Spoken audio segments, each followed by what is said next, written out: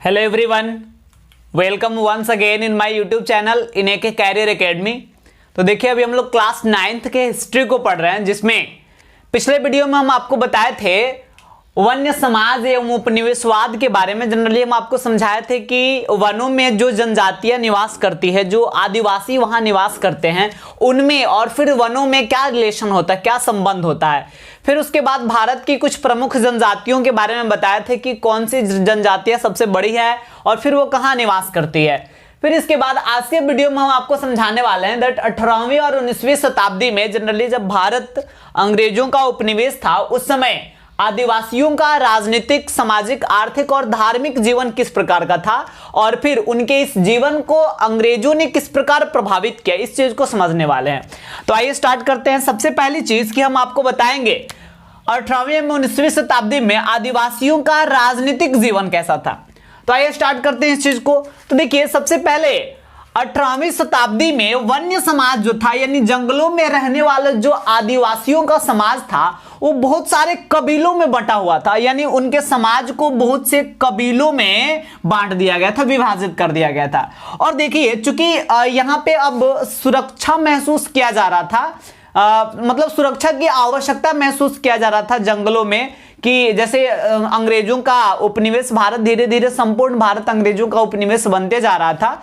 तो जिसके चलते अब आदिवासियों को लग रहा था कि वन्य समाज को भी सुरक्षा देने की आवश्यकता है अंग्रेजों से, जिसके चलते प्रत्येक कबीलों में एक, मतलब प्रत्येक जनजातियों के लिए सुरक्षा हेतु प्रत्येक जनजातियों के एक मुखिया मतलब चुन लिया जाता था। इसमें देखिए, प्रत्येक कबीले का एक मुखिया चुना जाता था, जो एक विशेष प्रकार के जनजाति के मतलब प्रतिनिधित्व करता था। यानी एक मुखिया के तहत जो है एक विशेष प्रकार की जनजाति जो है संगठित रहती थी। और इस मुखिया का कर्तव्य था, इसका कार्य था कि जनजातियों का, यानी उसके कबीले में जो भी आदिवासी निवास कर रहे हैं उनको सुरक्षा प्रदान करना, उनको विदेशी प्रभाव से बचाए रखना। लेकिन देखिए आगे होगा क्या कि धीरे धीरे ये मुखिया जो है, मतलब जो कबीले के मुखिया चुने गए थे, ये धीरे धीरे कबीले पे अपना अधिकार जमाना शुरू कर देंगे, अपने कर्तव्य को भूलकर, और उस मतलब पूरे कबीले पे अपना अधिकार जमाना शुरू कर दिए। और आपको बता दें कि वो जो मुखिया हुआ करते थे, ये विशेष प्रकार की व्यवस्था का प्रचलन करते थे अपने अधिकार क्षेत्र को बढ़ाने के लिए। और वैसे ही व्यवस्था में जैसे झारखंड का जो सिंहभूम है, सिंहभूम में मानिकी और मुंडा ऐसे सिस्टम का प्रचलन कराया गया। संथाल परगना में माझी और परगनैत जैसे प्रणाली का है, जैसे सिस्टम का प्रचलन जो है किया गया। तो ये वहां की जो कबीला था उसके मुखिया के द्वारा किया गया था, बिकॉज वो चाहते थे कि यहाँ पे पूरी तरीके से हमारा अधिकार जमा रहा, आधिपत्य जमाने के लिए। अब देखिए, लेकिन जब अंग्रेज का ध्यान वन्य समाज के तरफ गया, तो फिर अंग्रेज ने किया क्या कि जो मुखिया हुआ करते थे उनको प्रलोभन देना शुरू किया, यानी मुखिया को लालच देना शुरू किया। और फिर उस प्रलोभन में फंसकर, और ये जो मुखिया थे ये अंग्रेजों के हिमायती, यानी अंग्रेजों के कठपुतले, अंग्रेज जैसे कहते थे वैसा कार्य ये लोग करना शुरू कर दिया, जिसके चलते अब मुखिया के द्वारा कबीले से, यानी जो वन्य समाज के आदिवासी थे, उनसे कठोरता से राजस्व वसूली, यानी टैक्स और लगान की वसूली किया जाना शुरू कर दिया गया, जिसके चलते वहां के आदिवासियों का जो जीवन था काफी प्रभावित हुआ। तो इस प्रकार हम समझ सकते हैं कि वहां का राजनीतिक जीवन अंग्रेजों के हस्तक्षेप से पहले कैसा था और अंग्रेजों के हस्तक्षेप के बाद बिल्कुल परिवर्तित हो गया, जिसके चलते इन लोगों ने अंग्रेजों का विरोध करना, जगह जगह पे विद्रोह करना जो है स्टार्ट किया। अब आइए हम आपको समझाते हैं दैट 18वीं 19वीं शताब्दी में आदिवासियों का, यानी वन्य समाज का सामाजिक जीवन कैसा था। तो देखिए, वन्य समाज जो है ये सीधे साधे और सरल, मतलब सिंपल नेचर के थे, सरल प्रकृति के लोग थे। और जनरली ये नृत्य और गान, मतलब नाचना और गाना, ये दोनों में काफी इंटरेस्ट रखते थे। जैसे अभी भी मतलब अलग अलग जनजातियों के लिए अलग अलग प्रकार के डांस, नृत्य कला का प्रचलन है। तो देखिए, ये गान यानी सिंगिंग और डांसिंग, ये दोनों के काफी शौकीन थे जो भी जनजातियां थी। और साथ ही साथ ये हिरन, तीतर और अन्य छोटे छोटे पशुओं का शिकार करते थे। साथ ही साथ जंगलों से ये लकड़ी काटते थे और उस लकड़ी का प्रयोग ईंधन के रूप में करते थे। और पशुओं के लिए चारा भी वो जंगलों की घास से ही प्राप्त करते थे। और सबसे बड़ी चीज यहाँ इंपॉर्टेंट पॉइंट है, इसको आपको याद रखना, जनजातियों में भारत की जो आदिवासियां थी उनमें एक बहुत ही महत्वपूर्ण फेस्टिवल था, बहुत ही महत्वपूर्ण वो पर्व मनाते थे जिसका नाम है सरहुल। ये सरहुल पर्व आज भी भारत की कई जनजातियों के द्वारा मनाया जाता है। अब देखिए, लेकिन अंग्रेजों ने इनके सामाजिक जीवन में भी हस्तक्षेप किया। और देखिए अंग्रेजों के द्वारा क्या किया गया कि सबसे पहले छोटे जानवरों के शिकार पर प्रतिबंध लगा दिया गया। अंग्रेज का मानना था कि आप बड़े जानवरों का शिकार कर सकते हैं, छोटे जानवरों का शिकार नहीं कर सकते हैं, बिकॉज बड़े जानवर काफी भयंकर होते हैं, बहुत खतरनाक होते हैं, जिसके चलते उस बड़े जानवरों से हमारे समाज पे डर है कि कभी अटैक कर सकते हैं, किसी व्यक्ति पे जान जा सकती है। तो जिसके चलते मतलब ऐसी बात बताकर और केवल बड़े जानवरों के शिकार को मान्य रहकर छोटे जानवरों के शिकार पे रेस्ट्रिक्शन यानी प्रतिबंध लगा दिया गया अंग्रेजों के द्वारा। और फिर ऐसा करने से चूंकि केवल बड़े जानवरों का ही शिकार किया जाना शुरू हुआ, जिसके चलते बड़े जानवर धीरे धीरे विलुप्त होने लगे। और फिर आगे चलें तो अंग्रेजों के द्वारा जंगलों की तेजी से कटाई भी कराया गया। जैसे हम लोग देखेंगे कि 1853 ईस्वी में सबसे पहले अंग्रेजों के द्वारा भारत में रेलवे की शुरुआत किया गया। तो सोचिए, पटरी बिछाना या बहुत सारा कार्य है जिसमें लकड़ी की आवश्यकता पड़ती है। तो अंग्रेजों ने चूंकि लकड़ी की आवश्यकता को पूरा करने के लिए जंगलों की तेजी से कटाई कराई, जिसके चलते मतलब वन्य समाज के लिए सामाजिक पर्यावरण जो है नष्ट हो गया, यानी उनका जो सोशल एनवायरनमेंट था वो नष्ट हो गया। जंगलों की कटाई हो गई, बड़े बड़े जीव जंतु भी विलुप्त होने लगे, जिसके चलते उनका एनवायरनमेंट जो है धीरे धीरे नष्ट होने लगा। और यही कारण था कि आदिवासियों के द्वारा अंग्रेजों के प्रति जो है विरोध की भावना जागृत हुआ, विरोध की भावना उत्पन्न हुआ। और ये मतलब इस तरह से सामाजिक कारण भी क्रिएट हुआ, जिसके चलते आदिवासियों ने अंग्रेजों के विरुद्ध जो है विद्रोह की शुरुआत की। अब आइए हम आपको आर्थिक और धार्मिक जीवन के बारे में भी समझाते हैं। अब देखिए, हम बात करते हैं आदिवासियों के आर्थिक जीवन की। तो सबसे पहली चीज कि आदिवासियों की आर्थिक जीवन का सबसे प्रमुख आधार था खेती।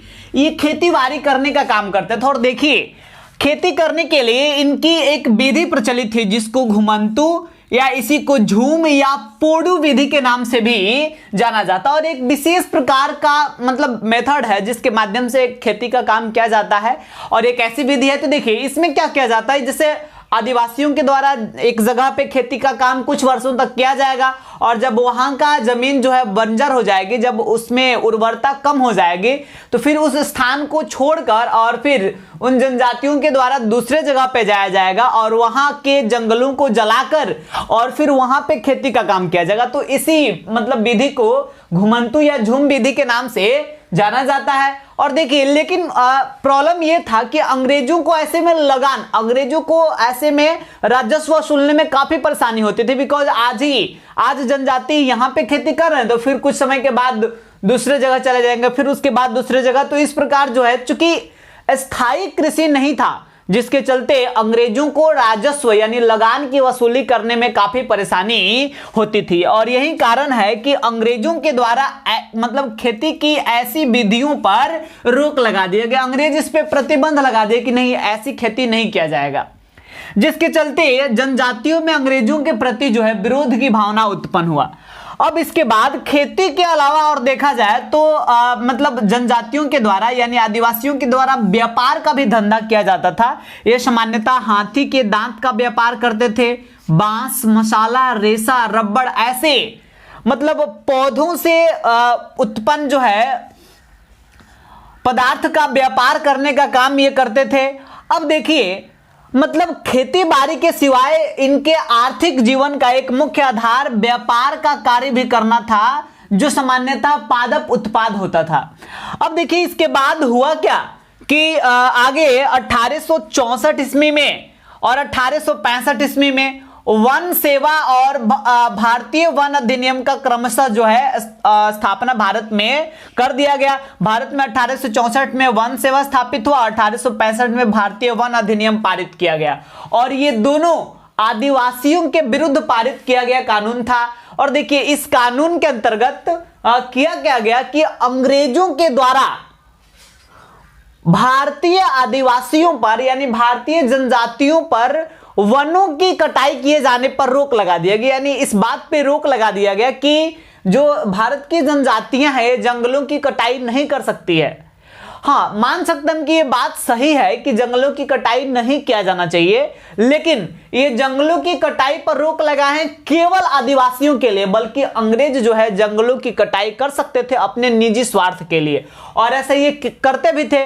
बिकॉज हमें पता है 1853 ईस्वी में ही रेलवे की शुरुआत सबसे पहले किया गया था। उसके बाद जनरली पटरी के निर्माण कार्य के लिए रेलवे में काफी लकड़ियों की आवश्यकता पड़ती थी, जो चाहते थे कि केवल अंग्रेज ही जंगलों की लकड़ियों को काट सके, जिसके चलते ये नियम जो है, ये कानून उनके द्वारा पारित किया गया। अब देखिए, यहां देखा जाए तो अंग्रेजों के द्वारा अब राजस्व वसूली को काफी तेज करने के लिए, यानी अधिक मात्रा में राजस्व वसूली करने के लिए अंग्रेजों ने जमींदारी व्यवस्था यानी लगान वसूलने का जमींदारी व्यवस्था शुरू कर दी, जिससे मतलब वहां के भारत के जनजातियों में धीरे धीरे आर्थिक स्थिति जो है काफी दयनीय होती गई, काफी बिगड़ती गई। और यही कारण था कि उनकी आर्थिक स्थिति जैसे जैसे खराब हुआ, वे अंग्रेजों के विरुद्ध क्रांति करने के लिए वैसे वैसे जागरूक, वैसे वैसे उतारू होते गए।